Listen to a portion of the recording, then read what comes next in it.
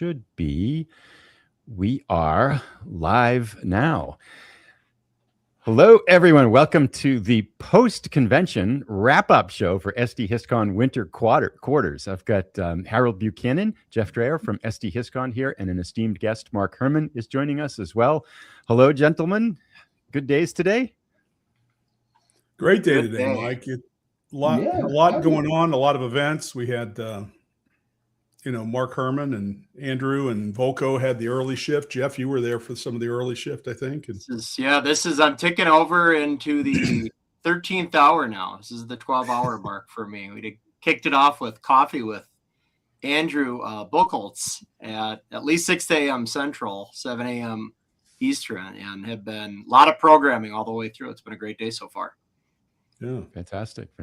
And overall thoughts on the conference? How'd it go? And what's the thinking?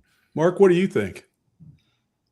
So I have to say that I enjoyed this one as much as the other ones, but the thing I learned from the past ones is I did more prep, and that really worked out well.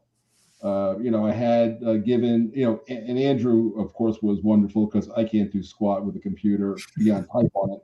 And, all this video stuff, but I had prepared, when you're doing, I had Vassal and I had slides with arrows on it. The problem you have with Vassal is you see the map in the pieces, right? And everybody does demos with Vassal, but, I'm going, look over there, but they can't see my finger pointing at the screen.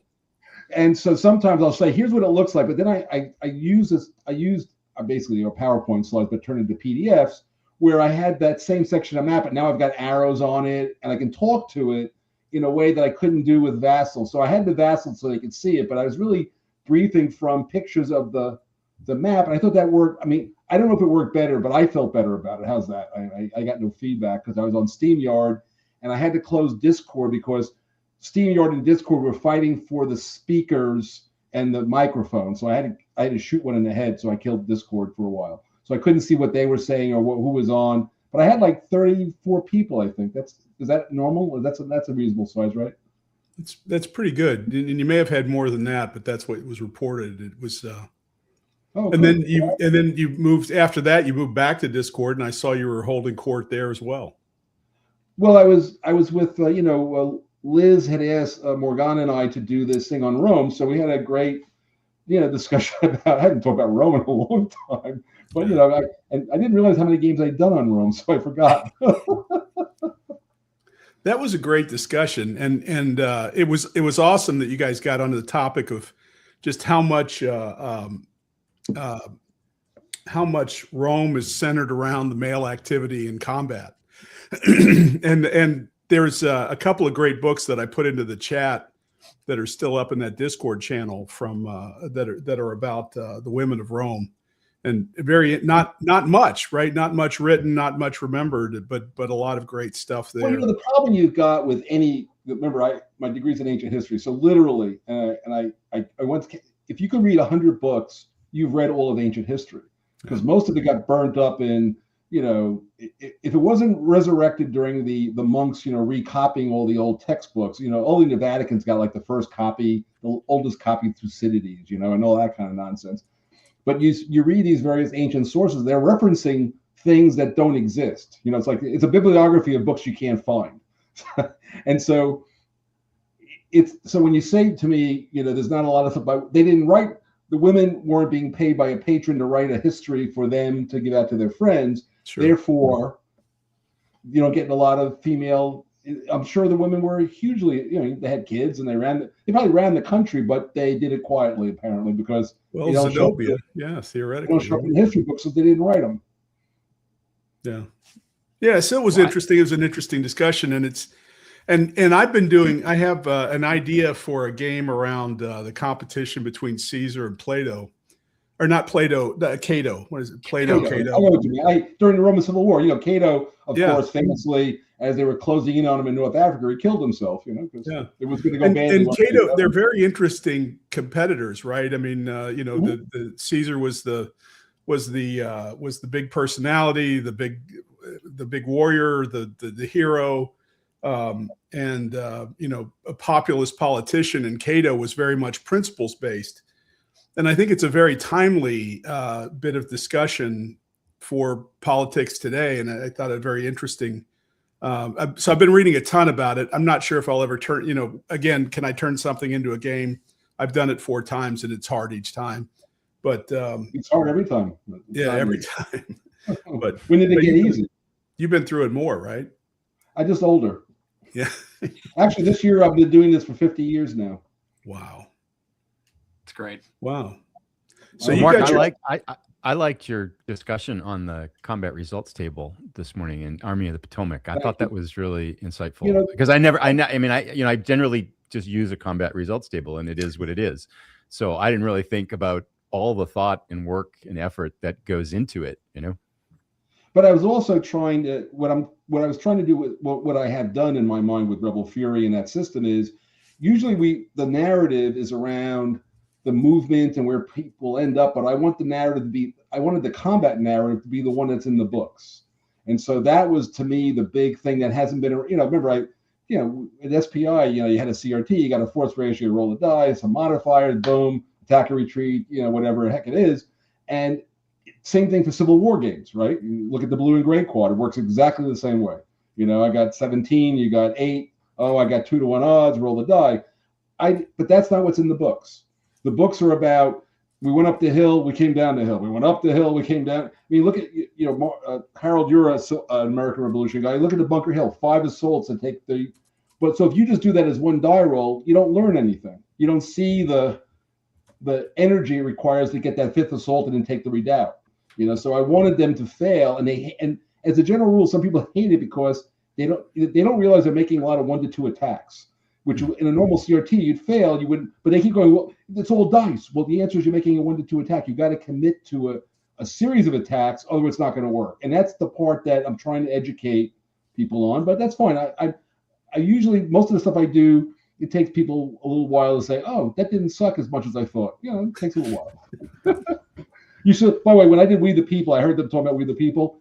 They literally were burning me in effigy at Origins when I showed up. The Hex Encounter guys, they had a big old statue, they were burning it, and Herman sucks, and they hated it so bad. They said, this is the worst thing in wargaming ever. Okay, now I guess I didn't lose that one in the long run. Well, but some of them have actually gotten over that. The people, they hated it. That's awesome. They hated it. And they told me, by the way, these are wargamers. They all told me they hated it. To my face, by the way. They actually, remember as Origins, we don't have all this stuff. They walked up and said, Mark, your game sucks. I love this hobby. It was a great panel, though. That was Morgan Guillaume-Roté was there as well.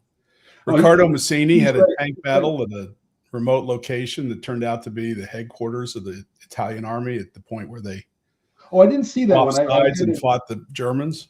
Wow. Right. They actually did it at that location? They did it it was a headquarters. I shouldn't say the headquarters, but you know how headquarters go. There's usually a lot of headquarters. Right. So what was your favorite part, Mike, that you saw? 3 things come to mind. I liked your presentation, Army of Potomac. I caught 3 mostly. I caught Voko's presentation on Race to Rabaul, which was really interesting because I like the Race to the Rhine from Phalanx, and then I'm really interested to see his touch on it too. And then I've just had a personal interest in individual soldier tactical level combat in terms of the raid experience. And so I sat in on David Thompson's 5th Platoon, which is really kind of an evolution. Yeah, it's an evolution of a lot of his Valiant Defense series and some of the other things that he's done. I was able to catch about half of that one. I thought that was fascinating just to see how that's coming into like the Valiant Defense is often kind of a tower defense where you're basically things come at you in lines in the long paths, but this is a much more free-flowing, AI-driven tactical combat system that could easily, I think, be adapted to a raid type experience. I was really interested to see him walk through that too. So those were some particular highlights that I had. And then coffee, it's always fun to hear from a bunch of people. I thought Riccardo was really funny this morning too. He was very entertaining to listen to. So yeah, I had a great day. I had a really good time. Yeah. Well, I met his, when I went to this Italian convention where they were releasing Churchill in Italian and Riccardo was there, and I met his father. and his father. You know that famous French actor, Depardieu. Gerard Depardieu. Ricardo's father looks like his brother. I swear, I was like, I thought you were dead.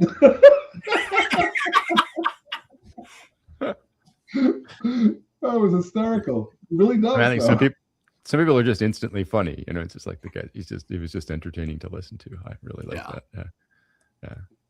But I think the other thing I really appreciate about these two is that, you know, it's such an insight into the designer's mind.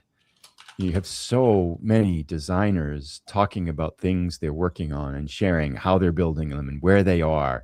And, you know, where else can you get that type of experience and that type of insight into a hobby that you've got? I mean, I'm sure there's ones out there, but it's just fascinating. You see these, you know, giants in the industry coming in and sharing what they're working on and how they're building it and why they built it that way.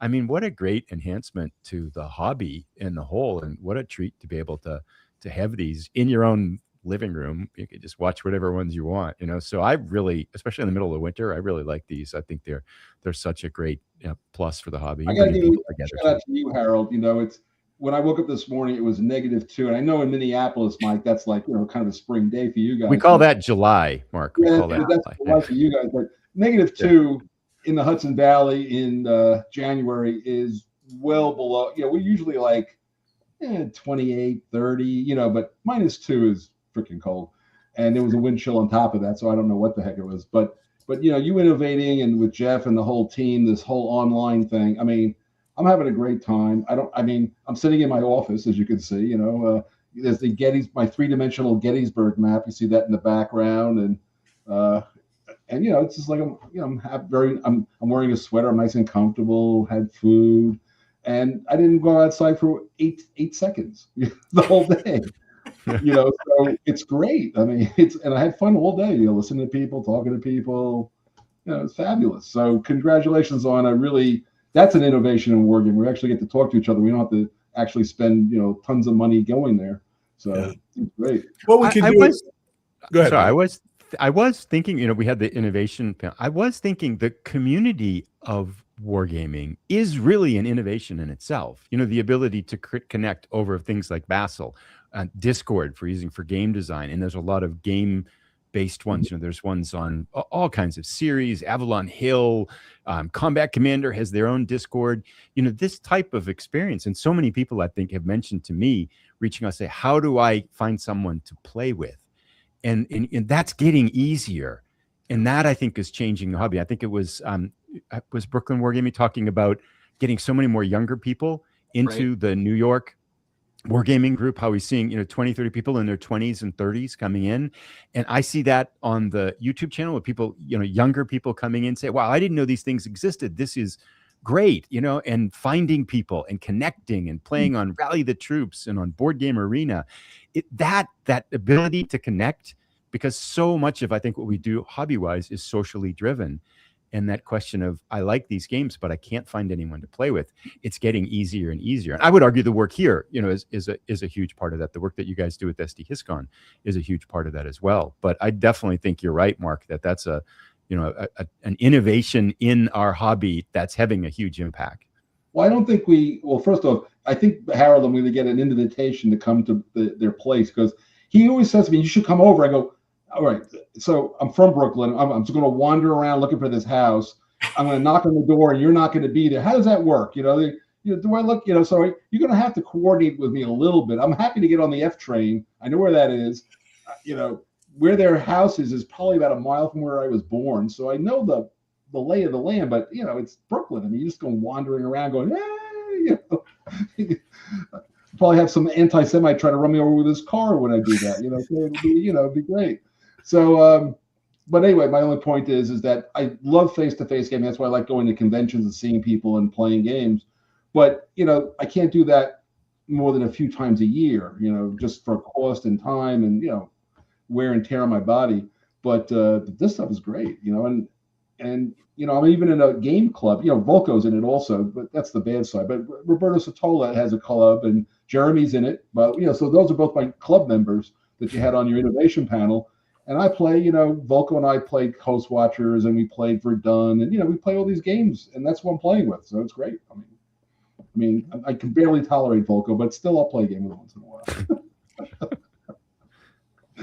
That's I'm by the looking way, at. Oh, sorry. Go Mike, ahead. that's a picture of Gerard Depardieu. Oh, on the add to stage Yes.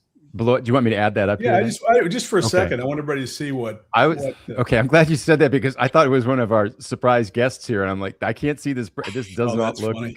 like. Yeah. I let this person in. Or not? Believe it or not, Ricardo's father's better looking than he. That's him near the end of his life. He was better looking when he was younger. It's a little thinner, but yeah, he looks. That's kind of. I just wanted everybody to see it. Yeah. Yeah. Great actor though. Yeah. I'm glad you did, Harold, because I was a little bit confused. So Sorry that's about awesome.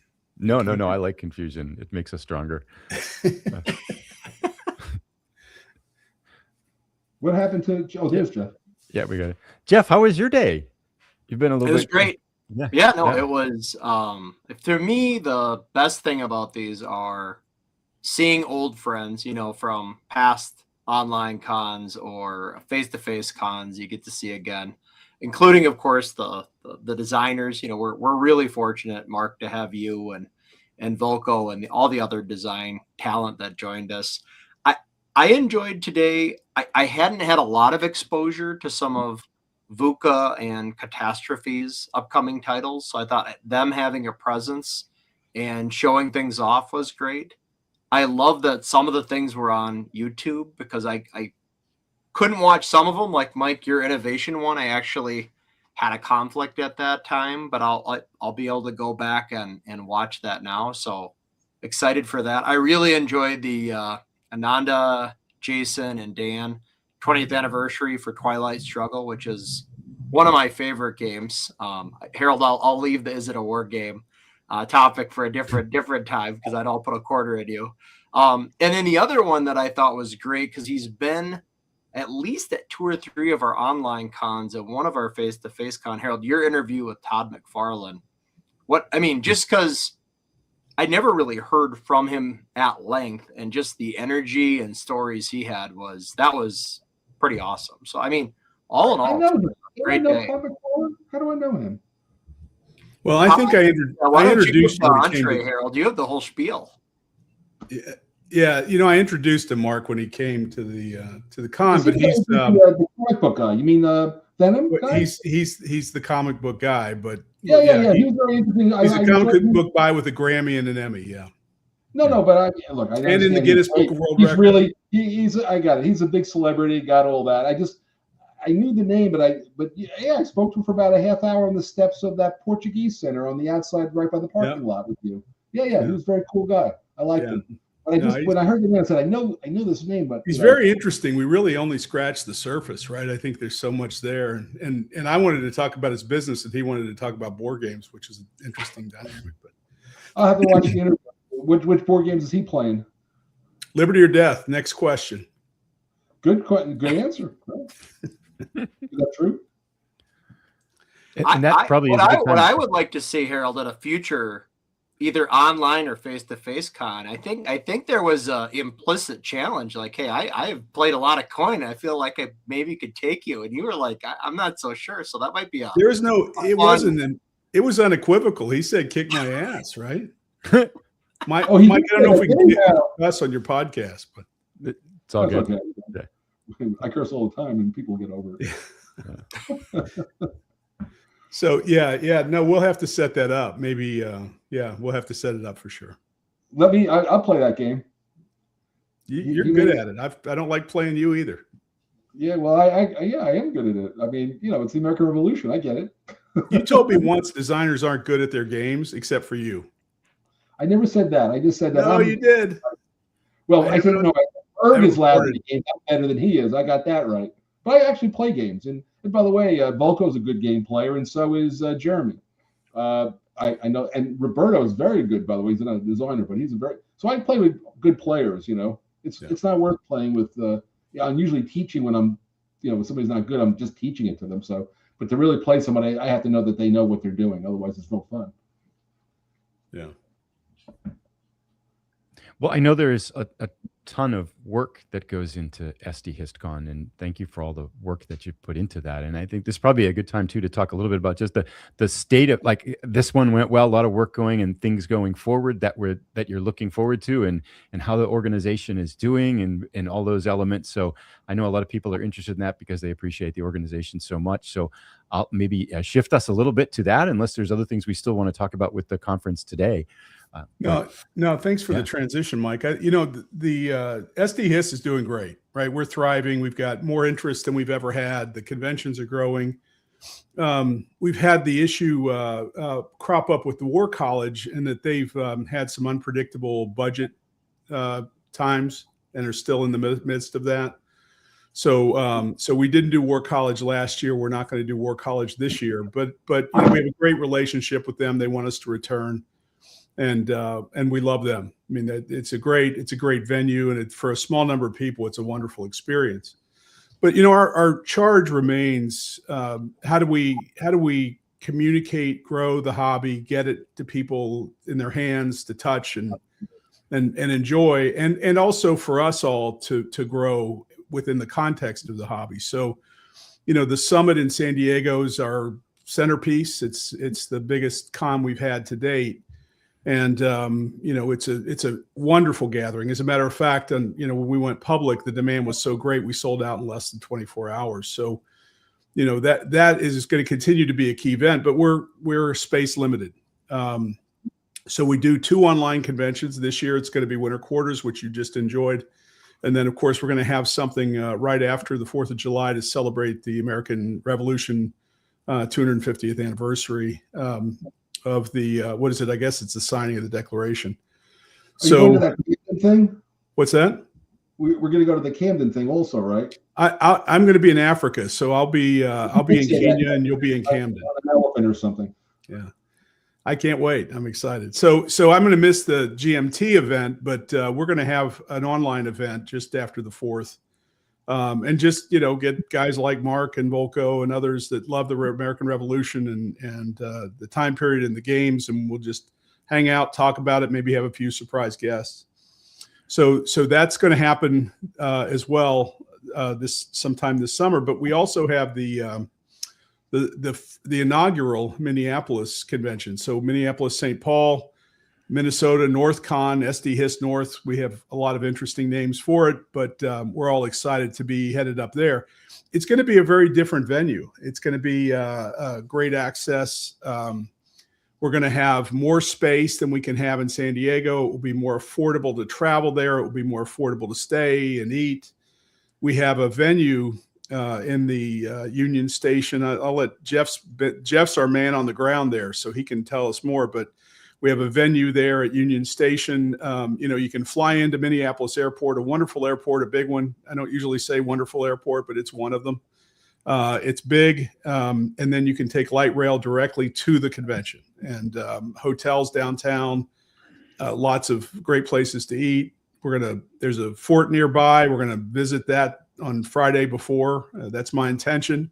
I'm going to visit. If nobody else wants to go, they don't have to, but I think Jeff said at the confluence of the mighty Mississippi and the not so mighty Minnesota rivers, there is a fort, and we'll be there. There was a flurry of fort activity right after the War of 1812 when we said never again. And this was one of them. As a matter of fact, the fort we go to Newport, that fort also was really exploded after, not exploded, that's a bad term, I guess, for a fort, but it really expanded dramatically after the War of 1812. So it's a very cool fort. We're looking forward to some history. There's also some cool art in Minneapolis, and I'm excited to be able to look at some of that, some interesting collections. Then we're going to have the night before, we'll have a gathering just like we do in San Diego. And then, we recently expanded our rentals. Instead of one big room, it's 2 big rooms, and it's over 5,000 square feet. So it's pretty cool. We're excited about that. And we'll see how it goes. Early demand indications are great. It has all the potential to be a much bigger event even than San Diego. But at the same time, we'll be very much focused on historical games. And, people can play whatever they want, but, we want people that are willing to come there and play the games. So that's the organizational summary is all is good. and getting better. And then Jeff, given that you live there and you live in St. Paul, I believe, but I understand those are the Twin Cities. So excited to come visit you. What can we expect? Yeah, so the venue is in St. Paul. I mean, I think a lot of times we use the shorthand Minneapolis to mean Minneapolis and St. Paul, but technically in St. Paul, which is the kind of kid brother, I would say, to Minneapolis. Maybe not as hip, but more steeped, I would argue, in history. A lot of if you go back to the late 19th century, a lot of the rail money and rail barons, people like James J. Hill, there's quite a bit of money sloshing around. So you can see that as artifact. I mean, you could see places like the Union Depot where we're going to meet. It's a gorgeous facility. And it's kind of it speaks of that heritage. So it will be in downtown St. Paul. It will not be on the first floor. So it still is an active transit area. So there's light rail that comes into it. There's transit that goes in and out of a public transportation perspective. We'll be up on the second floor, but with a view out in kind of this large marble lobby. So it's pretty cool. That'll be one room, the bigger room, and then we'll have another room called the Veterans Gallery, appropriately, where we'll stage ourselves. So I think we'll have plenty of table space, plenty of elbow room, depending on demand. I mean, if we sell this thing through, we might have to jam a few more tables. For those of you that have been to our face-to-face convention at San Diego, you'll know what I'm talking about. But excited for that. As Harold mentioned, we'll do a kind of pre-con events, probably likely at Fort Snelling is the fort that Harold was referencing, as well as an evening yet to be decided where we're going to meet, but likely there's several breweries that are in walking distance to the venue. So similar to how we have the brewery event at Epic Brewery and San Diego, same thing here. And then we'll be meeting Saturday and Sunday. And I believe right now the planned hours are 9 a.m. to 10 p.m., but we may be able to negotiate a little wiggle room on both ends of that and try to make the most of our time. And in terms of who's going to attend, we're blessed with some really great local talent. We've got, great influencers like Mike, Zilla Blitz, that, is going to join us. We've also got folks like Cole Worley, and I'm hoping his brother Drew comes as well. Liz Davidson from Beyond Solitaire, folks that have already committed verbally, folks like David Thompson. I know Voco would like to make it. Harold, you'll be there, and I'm sure that list is going to grow. Like I said, I'm seriously going to. I may actually have to just miss WBC and come to Minneapolis. We'd love it, Mark. I can't do both. We'd love it. We'd love it. I think the other thing is it's the Union Depot, not in the train station. It is the Union Depot. It is an older depot. It was an operable depot. Like my mom has great stories when she was growing up of taking the train in and out of there. This would have been in the early to mid 50s. But it's. And how far is the train ride from the train? Approximately how long is the train ride from the airport to the Union Depot? It longer than it should take. So it's doable, but the challenge is it routes you into Minneapolis, and then you route from Minneapolis to St. Paul. And frankly, it's like a 15-minute Uber or cab or I'll take a car. Ride from car to the venue is going to be a lot easier. Otherwise, you're probably looking at a 45 or 50-minute train ride. Not that you wouldn't see a lot along that route, but if you're looking to go expeditiously and make the most of your time, I think maybe that isn't the way. Well, I'll get in on Friday. If I come, I'm going to get in on Friday. I'll come to wherever the mixer is, and I heard there was maybe the Minnesota Twins game somewhere. Who the hell knows? I do know that, actually. I looked it up. Yeah, the Twins are playing the Angels on Friday night, and then they're playing again on Saturday and Sunday during the day. You'd be sacrificing your board gaming time to see them on the weekend there, but they are in town on Friday night. And we have a minor league baseball team, but they are out of town. Yeah, they are. I got to first get to Minneapolis, get there, and I'll sort this out later. Yeah. But the airport, I mean, to Jeff's point, the airport's very accessible to both downtowns. So whether it's Uber or train, I've been there. There's a lot of solutions there. This will be the first time I'll be in Minneapolis or that area when it's warm, because every time I've been there, it's been like 10 below zero. And I might be making this up, but I think it's true that if I'm not sure, the only confirmed month without ever having any snowfall in Minnesota is July. So I think we're safe. I think that we've actually had snowfall in August at one point in time. And June as well in living memory. Yeah. I'm pretty sure that's true. That is, and I distinctly remember an August one. So so we're bringing a coat, it sounds like. And the other thing too, I think that's there's so many parks to walk around. The lakes and are so much fun to walk around. It's a home of rollerblading, so you can rent those and be careful and try that. But there's a lot of things to do if you like to just get outside and get fresh air too. So my 71-year-old body does not bounce anymore. Hasn't in a long time. We may have Pat. If the tickets will go on sale for the public on March 7th at noon. Probably Pacific time. And I might, if I could add something too, because it's a question that it's something I see too. And even like, watching the comments on the innovation discussion earlier today, a lot of people saying, I'm new to the hobby. I'm just learning. And I think this is, we've got an audience here of a lot of different levels of experience with historical board gaming. If you've never been to a historical board game conference before, come. I mean, it transforms the hobby, and this type of conference, because it's small and people are friendly and people are going to reach out and engage. The work you do at SDHistCon to make it a welcoming experience for everybody, and the accessibility to get into games at tables, and the way people can sign up for games beforehand, the way you can schedule things, the questions you can ask. I can't tell you, how much that changes the hobby to be able to do that. I went to the SDHistCon in San Diego, my first conference ever 3 years ago.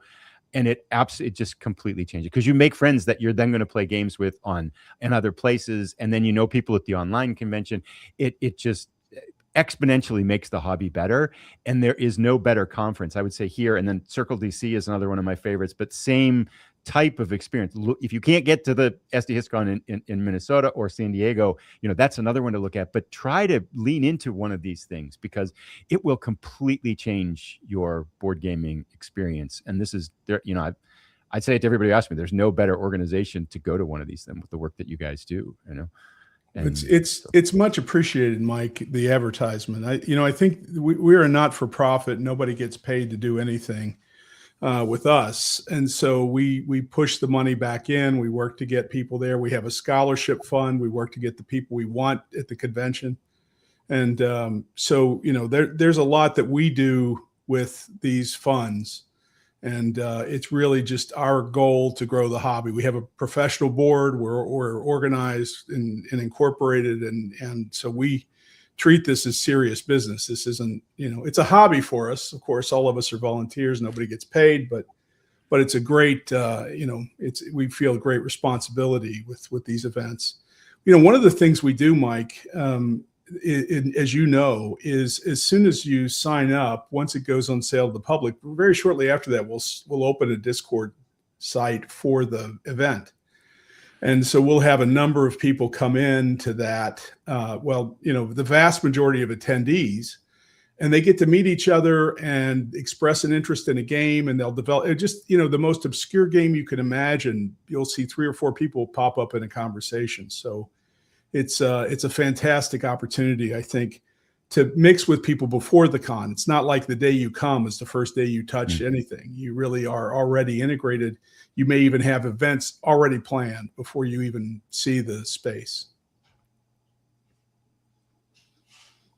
Yeah, and I think there is a certain there's a certain amount of courage to come to, especially if you're traveling by yourself. But you'll be able to do it. It will be so easy, and you'll have a marvelous time. Yeah. It's just, you can't say enough about what these experiences can do to change your hobby. So, and to kind of to riff on the point about the how much work you guys put into it. I mean, I helped out for about a half year or so, and you guys meet every week you're meeting, and this is done today, but you're planning the next thing starting this week, right? It just never stops, and I hope people realize all the work that you guys put into it. I was absolutely floored when you said you want to help out. I was like, yeah, sure. They're like, oh my gosh, it's like a part-time job. You guys do so much work. It's amazing how much effort and time you put into it. So got to keep it going, Mike. We got conflicts of interest too, you know, between the events we have, right? Andrew does yeoman's work of getting content out there. And so, yeah. And just the people behind the scenes doing it, you know, the technical work. You've got some fantastic people that are doing stuff. Yeah, I mean, there's a lot of many hands made for light work, and we've got some excellent people like Edgar. Pratik is a wonder. Hey, we're blessed with some great volunteers. Yeah, Andrew is, you know, fantastic. Does yeoman's work. Yeah. So there's a whole board, as you know. There's a board and then a board of advisors with Mark Herman, Volko, Jason Matthews, David Thompson, Liz, Candace, Kai Jensen. We really are a lot of smart people putting a lot of interest and time into it. So it's a labor of love, but a lot of time spent. Actually, he's exaggerating. He asks me like one question a year. I answer it incorrectly, and he moves on. I know what the answer is going to be, but I figure it's just a courtesy to ask. Okay, that's good. Here's another endorsement from some guy, Kevin Bertram, who says, I am super shy, but attended SDHistCon for the first time in 2019. It was so amazing and welcome. Kevin Bertram is the owner of Fort Circle Games, by the way. He's not super shy, but he goes. I like Kevin's, and I look forward to seeing him in April. Yes. Circle DC. Yes, Circle DC coming up. Coming up. Yeah, that's a great con. Lots of great people there and lots of fun. And always good to see him at SDHist. You know, his Fort Circle Games, always doing something interesting. Always has an interesting prototype. I played his prototype on the Shakespeare folios. Yeah. While he was in, it's awesome, just fun, and it's a historical perspective on a game that I could play with my wife and. She might even let me teach it to her, so I can't wait. And I'm excited now because I'm just picking up off stage. We have two very special guests who are joining us. I think, Harold, you mentioned from a birthday party? Maybe. But I'm going to welcome in, and this was supposed to be a secret, but I blew it during morning coffee tonight. So without any further ado, I'm going to pull our special guests on stage. Drew and Cole, hello. Hello. How are you? Are you good? Good. Thank you so much for joining us. Are you guys at a birthday party? Is that? We are indeed. Actually, it's we're coming at you from northeastern Minneapolis and a friend's board game themed birthday party. It's 40Con. He made badges for everyone. What a celebration. It's really nice. Awesome. And we're also celebrating lots because I think there's been a lot of changes in our lives in the last few weeks too. So it's fun to cut aside some time to celebrate a friend and to usher in the birth of a new company for us. So it's been exciting days. Harold wants to ask you some questions about that too, right? Yeah, I'm first of all, I didn't realize that Drew was so much bigger than Cole. I thought they were about the same size when I seen them together, but this is so that's good to know. But secondly, very excited for you guys in this transition, and I keep saying sleeping giant, but it's not sleeping giant that we've awakened. It's this. We woke up. Still buried. So tell it what I don't want to pry too much. I know it's a transitional time, but what can you tell us about what you're doing? So this is a really interesting new venture for us because in some respects it's an old venture. We're using this as an opportunity to combine all of the fantasy work that I was doing previously at Leader with all of our historical work. So it's already bearing fruits. Like right now, for instance, Josh Yearsley, who's editor extraordinaire, is going through and posting new digital rule books for all of our games. We've got new and improved errata. And what we're doing is we're trying to meld the fantasy and science fiction work that I did kind of in my day job with the historical work. And it should mean that players are going to get more of both types of games. Yeah, it's supporting the Whirligig line in a way that it was just Cole and I before, and to have the sort of staff infrastructure of a mid-sized publisher out in the first month of existence is already bearing fruit. So I'm really excited that this strengthens the Whirligig line. Yeah, it's great news. That's awesome. And we're so excited that both of you are part of SDHistCon and have been around for a long time, and we appreciate your efforts. Are you still at Leader Games there, Cole? Not anymore. Not anymore as of the 7th of That might be, January. if I could interject, maybe just because there are people who don't know this. So Yeah. maybe the big picture story, just Okay, to yeah. say. So here, I'll drop the news properly. So Yeah, for sure. Myself and several of the staff of Leader Games have broken off and formed this new company. And the new company is formed of, myself, Kyle Farron, who's the illustrator of Root and Arcs and Oath, Ted Kaya, who's the former operations director. And then we have a whole host of people from Leader, including Josh Yearsley, Patty Hune, Megan Gainey, who are fabulous graphic designers, and Matt Martins, who will be our event coordinator, do community management. And then, of course, the critical member, Drew, who's kind of rounds up the team. And these are people who have all been making games together for a long time. And Leader was in the process of kind of reevaluating some of their creative goals over the next few years. And it just made a lot of sense for us to just sort of part ways very amicably.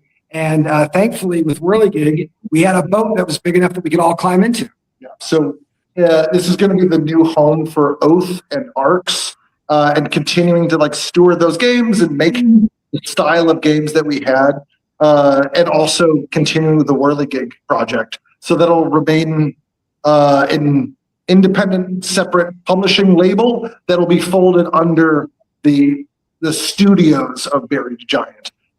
So in some ways, like it strengthens both lines of Buried Giant games and Whirligig games.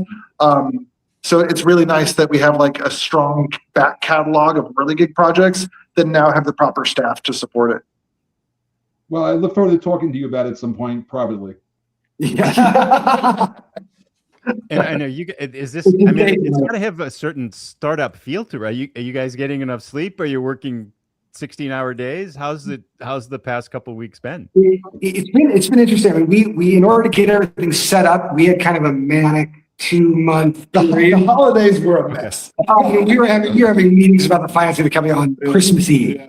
But already we can start to see things loosen up a little bit. I mean, previously I would work, 50 hours a week at my day job at Leader, and then on the weekend I would try not to ask Cole to do stuff. Of course, like Saturdays and Sundays, we are working on the historical games. And Drew came up for a visit, so he was in the Twin Cities with me this week. We worked on Wednesday, worked on Thursday, worked on Friday. We got to the end of Friday and realized, well, we did everything we were supposed to do. The Whirligig work is already done. So you know what we did? We played a 2-player game of Here I Stand. Just to round out the work. It's an interesting 2-player. It's a good 2-player. Yeah. So I'm looking forward. I think, we are still in those heady early days where there aren't enough hours in the day, but eventually this is going to allow us to all have better balances in our work life. Well, congratulations on the new venture too. Yeah. That's awesome. Well, we're behind you 100%, right? If you get into this is like a CNN breaking news thing. It's really good. SDHistCon. And I will say it's going to be so nice that one of our mid milestone goals that we're looking forward to is getting through the next few months of projects and announcements and working towards the July SDHist North a collaboration. I cannot wait to bring the Buried Giant staff and folks out there because we have some really fun things to show folks in July. Yeah, we cannot wait. I mean, we might have office tours. There might be an office I'm going to try to get people on boats. It's going to be great. I can't wait. That's awesome. Well, we're excited and excited to see you guys in Minneapolis. Well, I keep saying Minneapolis, but St. Paul. Yeah. Twin City, we love it. Yeah, it's all one big happy So are family. do you live in St. Paul, or are you moving there, or what's the story? I think it's only inevitable now that I'll be moving up. I get to stop trying to convince him. No, it's finally happening. But it was funny. We were driving around today. I kept finding myself talking about the virtues of all the neighborhoods that we were driving through, and then Drew's like, "Stop! You don't have to do that." Yeah, this is enough of a life-changing event. I think. Yeah. So, I can't wait to see folks come up here. It'll be really special.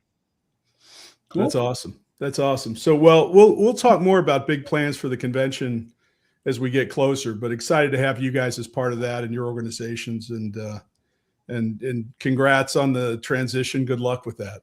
Yeah, and I hope the day's been great. I love seeing some of the screenshots from Andrew from the day. I wish we could have been online with y'all. And I'm so glad to see winter quarters continue. It brings a lot of joy over here. Yeah, good. Thanks for taking the time, guys. I know you're busy with your friends. Yeah, had a great birthday party. Have a good time finishing the party. Yeah, thank you so much for stopping in. Yep, take care. Bye. Yeah. That was wow. I didn't know any of that. That's hysterical. Oh, so it was a news breaking thing for you. Yeah. Me, I'm like a hermit in a cave. Every so often I come out and Harold goes, "Hey, you want to meet Tom McFarlane? He's really famous." I go, "Oh, is he somebody? I don't know." I really like clueless. I have always been clueless, and it makes me happy. No, I'm really glad you asked the question, because as you were talking, there was a certain amount of assumed knowledge there, and I'm like, I don't think everybody knows the background here. So I was glad you asked that. Yeah, I think if you're definitely local to the Twin Cities, I can only speak for myself. In my gaming group, we've got several text threads to just, like you have to do, coordinate time and place and everything, right? But my phone started blowing up, I think was on the 7th, and I was like, what happened? Like, I had the same reaction as Mark, like, what is everyone talking about? And then I found the press release, and I was like, oh, this is good for those guys. Excited for them. I didn't realize. I guess Cole owns the rights to Oath and to ARCs. I guess I heard him say. I guess, and did he say Root also, or was that Root a leader thing? I wasn't sure. Root.